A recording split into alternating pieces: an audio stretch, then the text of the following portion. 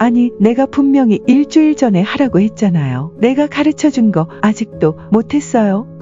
그게. 아, 짜증나. 인사팀에서 어떤 인간이 이런 애를 보낸 거야? 아, 답답해 죽겠다, 정말. 가르쳐 준 적이 없는데 억울해. 그만두고 싶어. 신입사원으로 일하다 보면 이처럼 억울하고 화나고 불안해서 심리적으로 위축되고 하루하루가 스트레스에 사는 게 싫어지기까지 하는데요. 도대체 내가 무엇을 잘못했길래 직장 상사는 이러는지 이해를 할 수가 없죠. 그런데 우리는 돈 벌려고 어렵게 취업을 했잖아요. 이상한 사람 때문에 회사를 쉽게 그만두는 것은 큰 손해일 수 있어요.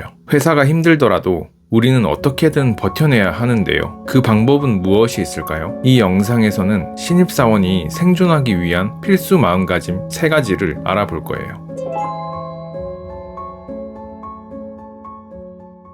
신입사원 필수 마음가짐 3가지. 신입사원에게 필요한 건 표면적으로 보면 사실 여러 가지가 있어요. 겸손하면서도 성실하고 배우려는 자세가 필요하고 지각하지 않아야 하며 잘 웃는 모습을 보여주는 등등 여러 가지가 있는데요. 이런 모든 행동들은 사실 회사 선배들에게 찍히지 않고 신뢰를 주기 위한 행동이에요. 그런데 이런 거 여러분도 다 알고 있는 거잖아요. 학교 다닐 때부터 항상 듣던 말 아닌가요? 알고 있어도 괜히 불안하니까, 회사에서 잘 지내고 싶으니까 이런 거 찾아보는 거잖아요. 그런데 여러분, 특히 대한민국에서 인간이라는 존재가 합리적이던가요? 제가 볼 땐 아닙니다. 아무 이유 없이 그냥 날 싫어하는 사람들이 많아요. 그런 사람들은 내가 아무리 신입사원의 표본을 보여준다고 해도 그냥 날 싫어하고 힘들게 할 거예요. 그래서 저는 디테일한 표면적인 요소 말고 어떤 마음가짐으로 임하는 것이 신입사원으로서 도움이 될지 3가지를 준비해 보았습니다. 첫 번째, 회사는 돈 주면서 기술 가르쳐 주는 곳. 우리 본질적으로 한번 생각해 봅시다. 회사에 들어가면 사람들 눈치도 봐야 하고 내 시간도 계속 써야 하는데 왜 우리는 힘들게 취업을 할까요? 당신은 왜 자발적으로 신입사원이 되었나요? 그 이유는 아마도 돈을 벌기 위함이었을 거예요. 당신의 에너지와 시간을 팔아서 돈을 벌기 위해서일 거예요. 그럼 우리가 장기적으로 봤을 때 돈을 계속 잘 벌기 위해서는 어떻게 해야 할까요? 개인의 가치가 올라가야 돼요. 개인의 가치가 올라가려면 어떻게 해야 할까요? 그 사람의 기술력이 올라가야 돼요. 우리는 살면서 어떤 물건이나 서비스를 구매할 때 최대한 저렴하면서도 좋은 것을 사려고 하잖아요. 그런데 결국에는 비싸더라도 좋은 물건을 사고 싶은 마음은 모두 있으실 거예요. 핸드폰을 살 때도 아무리 저렴하고 전화 인터넷 기능이 다 있어도 갤럭시나 애플 제품 사잖아요. 그건 이 제품들의 가치가 높기 때문이에요. 인간 역시도 다른 사람의 문제를 해결해 주거나 도와주는 능력이 올라갈수록 그 가치가 올라가면서 돈도 많이 벌 수 있어요. 그것 때문에 우리가 돈 주고 대학교 가서 공부하잖아요. 회사에 들어가면 신입사원들을 교육시키고 선배들과 실무 경험을 쌓게 되는데요. 이 과정이 여러분들의 가치를 높여주는 과정이에요.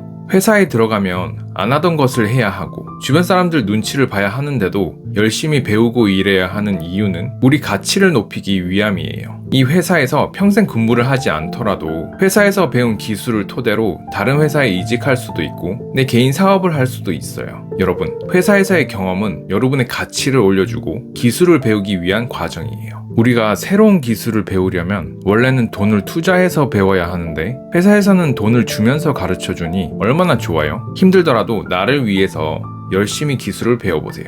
그런 마음가짐이라면 자연스럽게 배우려는 자세가 될 거예요. 두 번째, 직장 동료는 게임 NPC. 신입사원 때 특히 힘든 것이 직장 상사와의 관계인데요. 사실 이건 신입사원뿐만 아니라 직장인으로 일하게 되면 평생 동안 신경 쓰고 걱정하는 부분이에요. 신입사원은 이제 걸음마를 하는 단계니까 더 힘들 수 있죠. 그래서 유튜브 보면 신입사원 때 해야 할 행동 수칙들을 하나하나 정리해서 알려주시는 분들이 많아요. 여러 사람들에게 인사 잘하고 잘 웃고 항상 메모하고 중간중간에 물어보고 등등 정말 알아야 할 게 너무 많은데요. 근데 문제는 실제로 신입사원이 돼서 일하다 보면 그런 행동 하나하나를 모두 지켜도 맨날 혼나고 상처받아서 멘붕이 올 수 있어요. 왜 그럴까요? 회사를 맹수들이 많은 정글로 비유하자면 회사 하나하나가 모두 맹수들의 종류가 다르고 정글의 법칙이 달라서예요. 아무리 내가 기본 행동 수칙들을 잘 지켜도 그 정글에서 살아남는 법이 매번 달라질 수 있다는 말이에요. 그래서 지켜야 할 행동보다도 심적으로 상처받지 않는 법을 아는 것이 더 중요할 수 있는데요.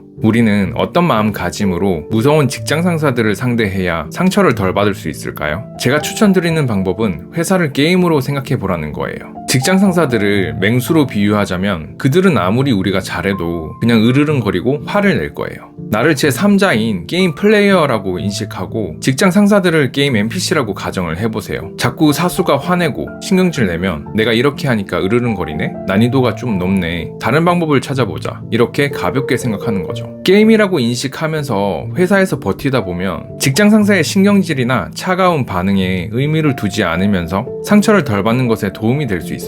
세 번째, 회사는 인생 목표를 위한 수단. 여러분들이 아무리 멘탈이 강한 사람이라도 신입사원으로 회사에 들어가면 새로운 것을 해야 하고 배워야 하기 때문에 스트레스를 받을 수밖에 없어요. 내가 잘하고 있다고 생각하는데도 직장 상사들이 나를 꾸짖는다면 더 무기력해질 수 있는데요. 저는 이 상황에서 장기적으로 내 인생 목표가 있는지 없는지에 따라 심적인 반응이 달라질 거라고 생각해요. 만약에 내가 사업을 하고 싶은 목표가 있는데 회사에 들어갔더니 사업과 관련된 기술을 가르쳐 준다면 여러분은 어떨 것 같으세요? 안 그래도 내가 하고 싶은 건데 회사에서 돈 주면서 가르쳐 준다고 하니 더 열심히 재미있게 배우지 않을까요? 그 과정에서 사람들이 나한테 화내고 짜증을 낸다고 해도 인생 목표가 있으니 과정으로 여기는 거죠. 만약 내가 목표하는 바와 회사의 업무가 다르다고 하더라도 월급이 내 목표를 위한 수단으로 될 수 있고 사회생활, 업무 경험도 분명히 인생에 어떻게든 도움이 될 거예요. 그런데 내가 장기적으로 어떤 사람이 되고 싶은지, 어떻게 인생을 살고 싶은지 잘 모르겠고 그저 막연하게 느껴질 수 있어요. 그럴 때는 이렇게 한번 생각해 보세요. 만약 내가 어떤 일을 하더라도 성공한다면 다른 사람들에게 도움이 되면서도 내가 원하는 삶이 무엇일까? 한번 고민해보고 내가 어떤 삶을 살고 싶은지, 인생 목표가 무엇인지 세워보세요. 인생 목표가 명확해진다면 회사 생활이 그저 당신의 목표를 위한 수단이 되어버릴 거예요. 신입사원 필수 마음가짐. 휴, 아리사원 이런 것까지 가르쳐줘야 돼요? 초등학생 아니잖아요. 이런 건 좀 알아서 하면 안 돼요? 아, 죄송합니다, 차장님. 제가 많이 부족해서 하루 빨리 숙지하도록 하겠습니다. 에휴, 짜증나. 바빠 죽겠는데 언제 가르치고 앉아있어. 힝, 나 또 혼났어. 자꾸 혼나니까 차장님만 보면 불안하고 무서워. 어떡하지? 나 그만두고 싶어. 아리야, 힘내. 우리 여기까지 오는데 얼마나 고생했는데. 휴, 그래. 내가 어떻게 여기까지 왔는데 공짜도 아니고 돈 주면서 업무 기술 가르쳐준다는데 좋은 마음으로 배워야지. 한번 힘내서 해보자. 1년만 고생하는 거야. 바로 그거야. 지적이 대리, 내가 신입사원한테 보고서 빨리 가르치라고 했잖아. 내 말을 귓등으로 들었나 보네?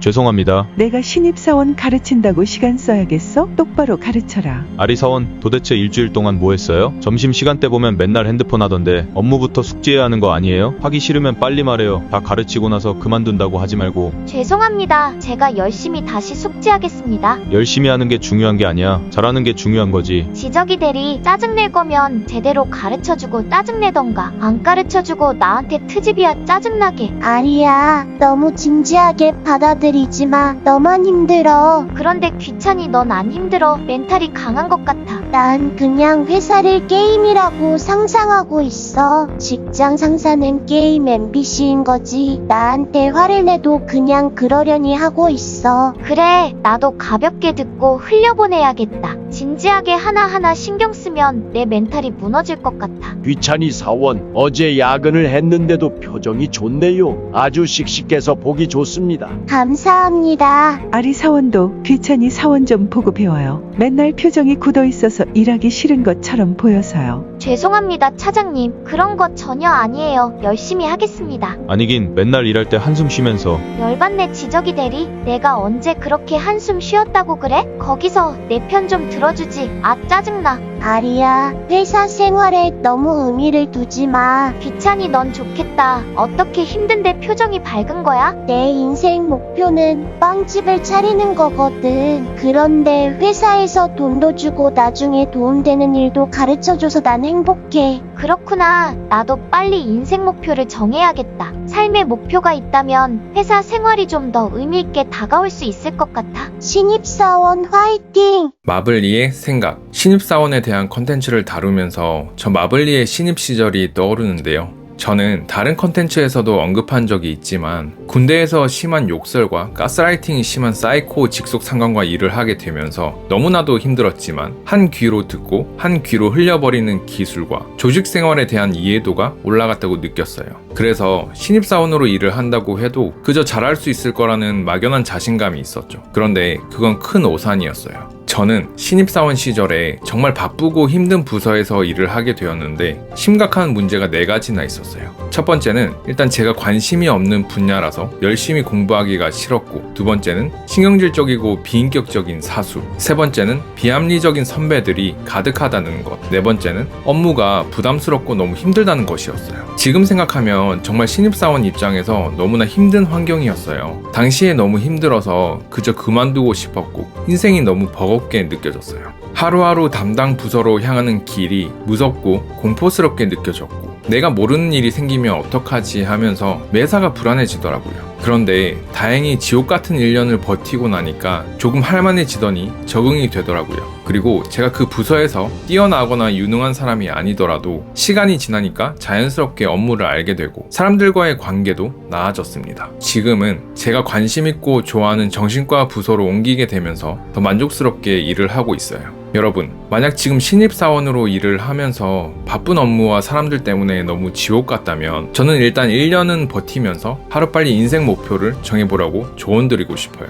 1년 정도가 지나면 기본 업무는 능숙해지면서 회사 생활이 나아질 수 있고, 내가 진정으로 원하는 삶의 목표가 정해지면 힘든 회사 생활을 과정으로 받아들이거나 혹은 내가 원하는 것을 위해 회사를 선택할 수 있기 때문이에요. 마지막으로 말씀드리고 싶은 건 절대 당신을 잃지 않았으면 좋겠다는 것입니다. 당신은 당신을 위해 회사를 다니는 것이지 회사를 위해 당신이 존재하는 건 아니니까요. 지금 멘탈 단련을 위한 무료 PDF 이벤트를 진행 중이니 관심 있으신 분은 고정 댓글을 참고해주세요. 제 이야기를 들어주셔서 감사합니다. 구독과 좋아요는 영상 제작에 큰 힘이 됩니다. 유리 멘탈을 다이아 멘탈로 만드는 마인드 블링이었습니다.